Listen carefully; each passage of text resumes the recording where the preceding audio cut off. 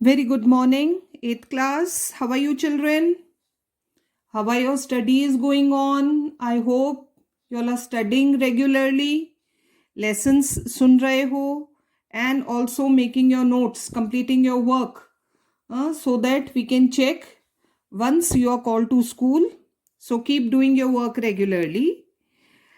In our last lesson, we had completed the civics chapter, and today we'll start with the fifth lesson, the revolt of 1857. It's a very important chapter. You need to understand it nicely. ये हमारी Indian history में बहुत important chapter है. It is also known as the first war of independence. So let's see what was this revolt of 1857. Up till now we have read that the Britishers have become the rulers in India. उन्होंने India पर rule करना start कर दिया. They adopted various policies, Ryotwari system and Mahantwari system. धीरे धीरे उन्होंने doctrine of lapse ये सब करके सब्सिडरी अलायंस से उन्होंने इंडिया पर अपनी एम्पायर बना ली थी. Now what happens next? Let's see the revolt of 1857. The year 1857 holds a great importance in the history of India. It's a very important year. In this year, there was a major revolt in India which shook the very foundation of the company's rule in India. It was a very important year. 100 years हो गए थे east India company के rule को India में. 1757 battle of Plassey से start हुआ था and it was 1857. Now so ये एक ऐसा रिवोल्ट था जिसने ईस्ट इंडिया कंपनी के रूल की जड़ें हिला दी. नेचर ऑफ द रिवोल्ट देखते हैं क्या है. Historians have different views regarding the nature of the revolt of 1857. अलग अलग व्यूज सामने आए ये जिस तरह का भी रिवोल्ट था. The British historians regard it a purely military revolt. सिर्फ सैनिकों ने विद्रोह किया था. ब्रिटिश हिस्टोरियंस ये बात मानते हैं कि ये सिर्फ सिपॉय म्यूटनी या मिलिट्री रिवोल्ट था. while the Indian historians regard it as the first war of independence. लेकिन इंडियंस के लिए, according to Indian historians, it was the first war of independence. यहां से इंडियंस ने इंडिपेंडेंस के लिए अपनी लड़ाई शुरू करी to get freedom from British. The English historians say that it was a military revolt which erupted due to the introduction of greased cartridges. ये हम समझेंगे आगे. ग्रीस्ड कार्ट्रिजेस इंट्रोड्यूस किए गए थे सिपॉइज के लिए, सोल्जर्स के लिए. उसकी वजह से ये रिवोल्ट हुआ according to British historians. On the other hand many Indian writers like Savarkar, Ashok Mehta etcetera say that this revolt could not have spread so suddenly had it not have the people's support behind it. इतनी तेजी से India के इतने large part पर ये mutiny या ये revolt नहीं फैल सकता था अगर लोग साथ नहीं देते. अगर ये सिर्फ मिलिट्री रिवोल्ट होता तो इतने लार्ज स्केल पर पॉसिबल नहीं था. They also say that people from all walks of life, all sections of life, inspired by the noble ideal of nationalism and independence. ये एक बहुत बड़ा कारण था. People wanted to get freedom. वो देशभक्ति की भावना जो थी वो अब जग रही थी लोगों में. So they participated in it, supported their rulers against the British. Hence, the revolt of 1857 can be called the first war of independence, because not only the soldiers but even common Indians also participated in this revolt along with native rulers. Now, causes of the great rising. क्यों हुए ये अब हम detail में समझेंगे. There are various causes: political, social, religious, economic. We'll understand them one by one. Many political, social, religious, economic and military causes were responsible for creating unrest and discontent. ये लोगों के बीच में जो असंतोष था बहुत सारे कारण हैं which ultimately led to the rising of 1857 जिसकी वजह से हुई. तो today we will understand first the political causes. What are the political causes of this revolt. There were many political, राजनीतिक कारण, politics, that antagonized the Indian rulers against the British rule. जिन्होंने Indian rulers को Britishers के खिलाफ खड़ा कर दिया. तो there are many causes.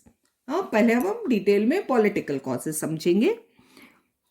First, सबसे पहला कारण, Lord Dalhousie annexed Satara, Jhansi, Nagpur and many other states by the doctrine of lapse. This we have already read. ये doctrine of lapse की policy से लॉर्ड डलहौजी ने बहुत सारे Indian states को ब्रिटिश एम्पायर में मर्ज कर लिया था. According to this doctrine, if the ruler of a subordinate state died without any heir, heir का मतलब वारिस, अगर उस राजा के कोई अपना बेटा नहीं है, his adopted son was not allowed to occupy the throne, और उन्होंने कोई सन अडॉप्ट कर रखा है तो वो किंग नहीं बन सकता. ये था doctrine of lapse. And the state was annexed to the British Empire in India.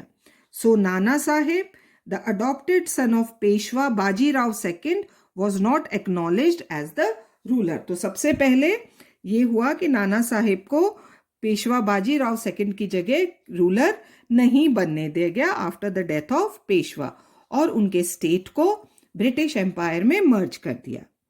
Second क्या हुआ, the Rani of Jhansi Lakshmibai was not allowed to adopt a son.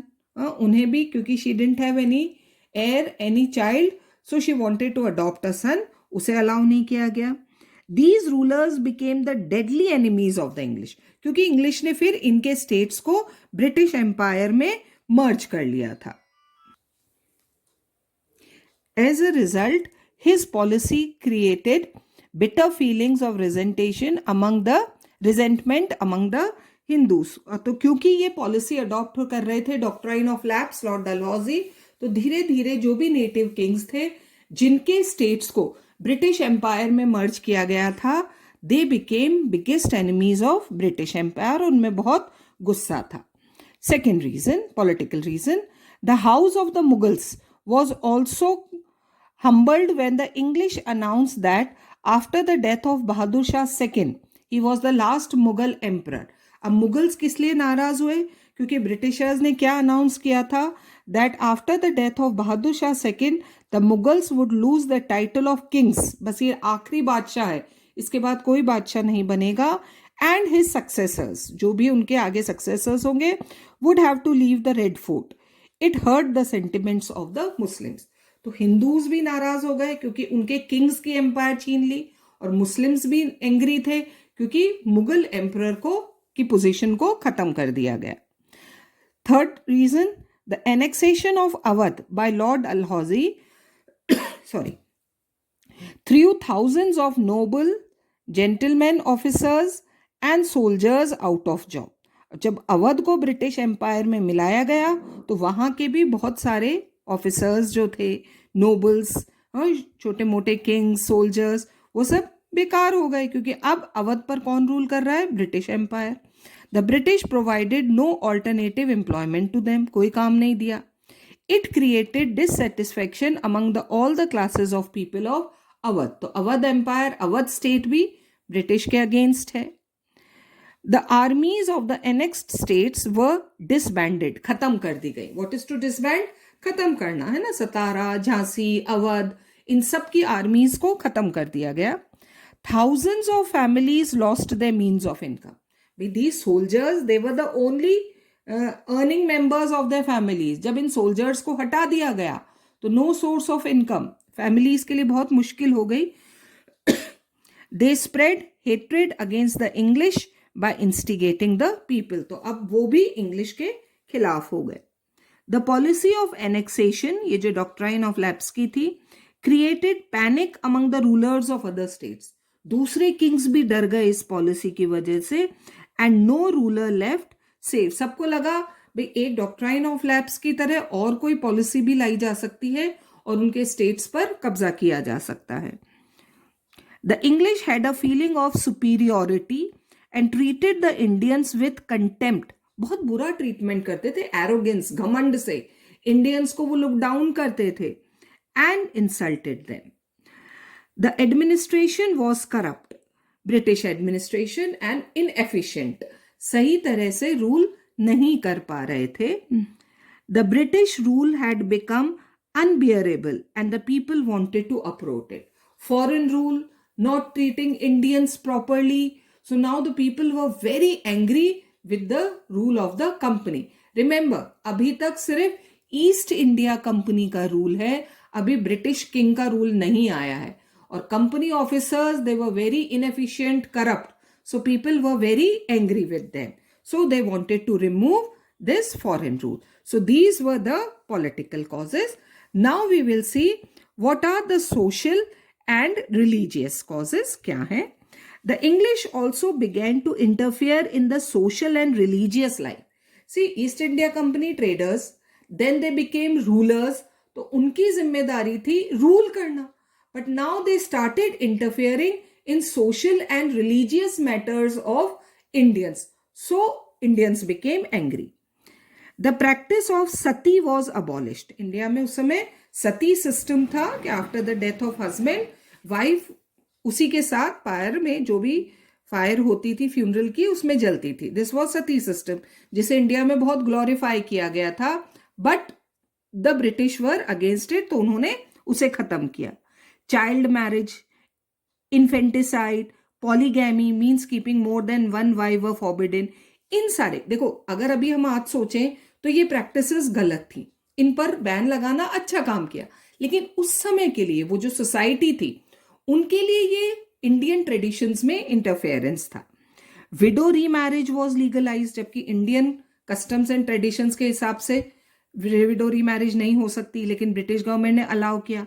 The people thought that the British wanted to ruin their social order. तो जब ये सारे steps लिए British government ने, तो लोगों को लगा कि ये तो हमारे सोशल कस्टम ट्रेडिशंस में इंटरफेयर कर रहे हैं. So they were angry. The Christian missionaries began to convert the Hindus and the Muslims to Christianity. ये सबसे ज्यादा नाराजगी थी. They started converting people into Christianity. The government also supported the activities of the missionaries. After all government भी तो वही थी, England की थी, तो उन्होंने इन मिशनरीज को बहुत बढ़ावा दिया. The introduction of telegraph, railways, है ना, and the spread of western education.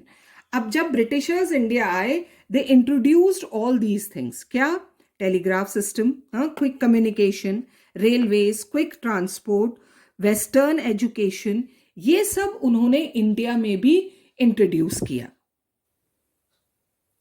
But it created suspicion and fear in the minds of the people.